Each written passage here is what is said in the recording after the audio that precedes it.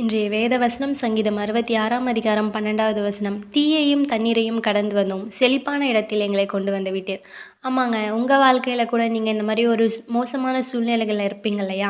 அதாவது ஒரு பெருங்கடல் இருக்குது, அதை தாண்டி போகணும். ஆனால் அதில் நீங்கள் போகிறதுக்கு போட்டோ எந்த ஒரு சப்போர்ட் சிஸ்டமும் இல்லாமல் நிற்கிறீங்களா? இல்லை உங்களை சுற்றி அக்னி ஜுவாலையாக இருக்குது, அதை சுற்றி நீங்கள் போகிறதுக்கு வேறு வழி எதுவும் இல்லை, அதை தான் கடந்து போகணும். ஆனால் அதை எப்படி கடந்து போக முடியும்?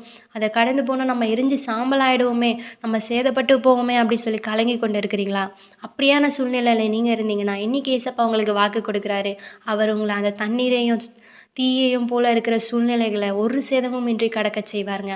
ஆமாம், இஸ்ரவேல் மக்களை அந்த கடலை ரெண்டா பிளந்து அவர் வழியை ஏற்படுத்தி கொடுத்தது போல உங்களுக்கு அவர் வழியை ஏற்படுத்தி கொடுப்பாரு. 3 பேர் அக்னியில் எரிந்து கொண்டிருக்கும் போது ஒரு சேதமும் இன்றி அவங்கள காப்பாற்றினது போல ஏசப்பா இன்னைக்கு உங்களையும் காப்பாற்ற இருக்கிறாரு.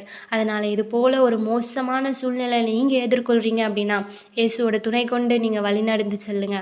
ஏசப்பா நிச்சயமாக உங்களை காப்பாற்றுகிற தேவனாக இருக்கிறார். ஆமேன். ஹல்லேலூயா.